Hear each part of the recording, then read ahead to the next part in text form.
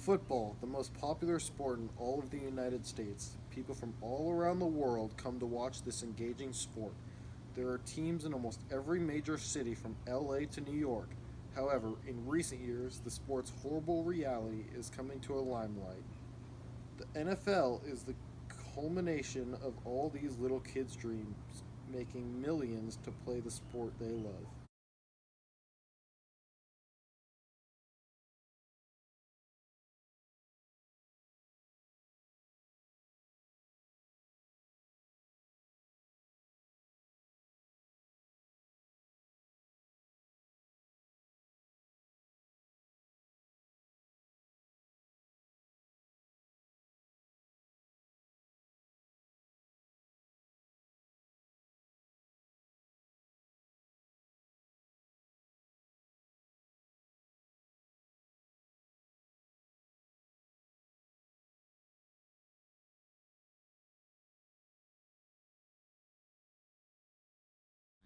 But the NFL isn't the only place where these hits and injuries occur.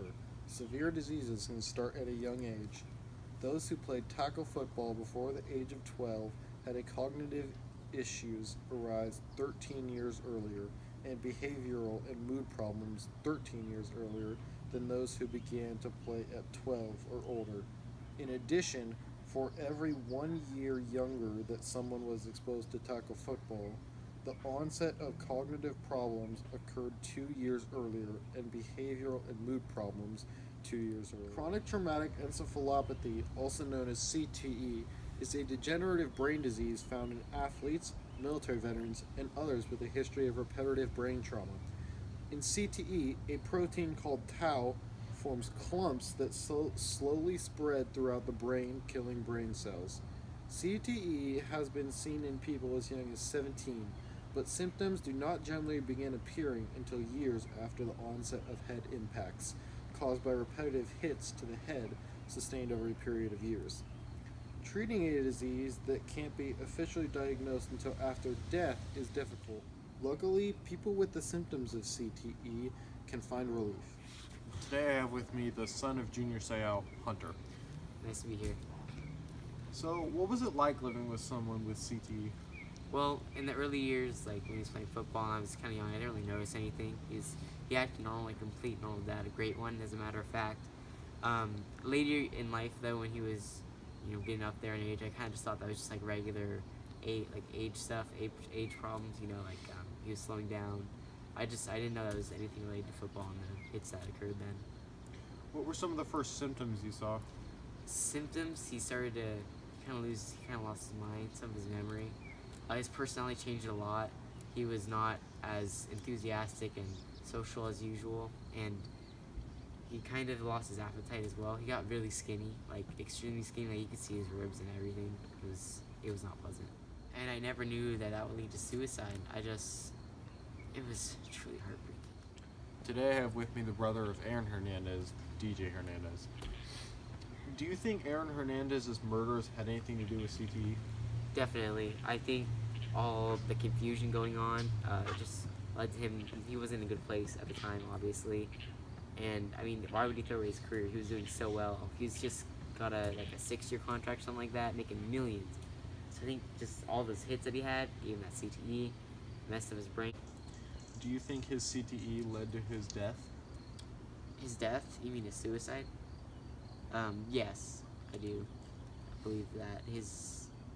I also think he probably did it for his wife, because by doing that, the Patriots had to reimburse him some of his money, so he got them more money throughout his life and tried to leave off, something good for them, because he couldn't do that anymore, obviously, because he was going away for life.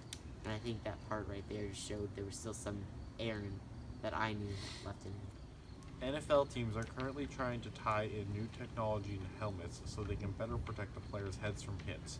According to 01, the helmet is made with layers, and those layers work in harmony to lessen the impact of hits, both as they occur over time.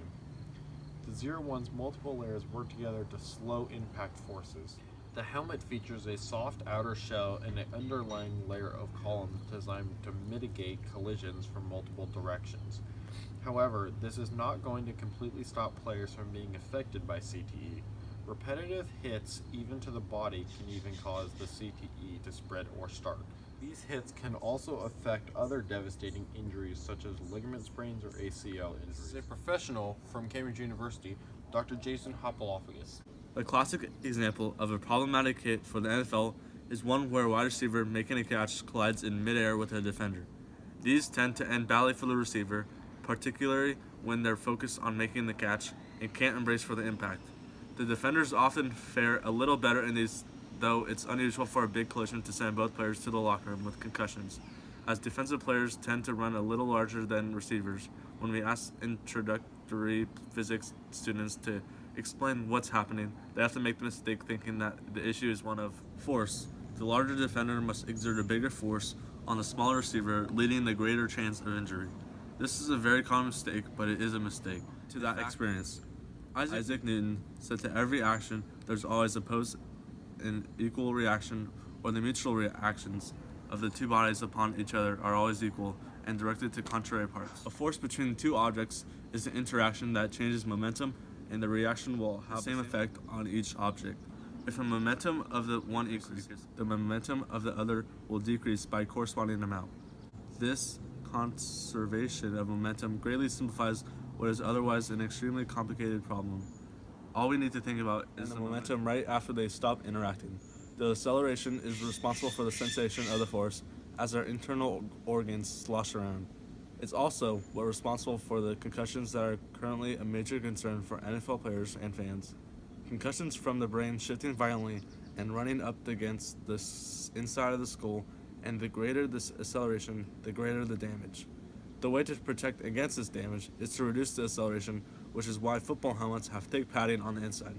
The padding compresses during impact, prolonging the duration of the collision and reducing the acceleration. The total change in momentum is the same, but it takes a little longer to happen, and thus reduces the acceleration. Here we have an interview with the former NFL player Tom Crabtree talking about his potential CTE diagnosis. Everybody kind of treats concussions the same way, or at least they have until these studies have come out. It's not looked at as a real injury, and you're kind of looked down on if you miss time with a concussion or if you complain about it.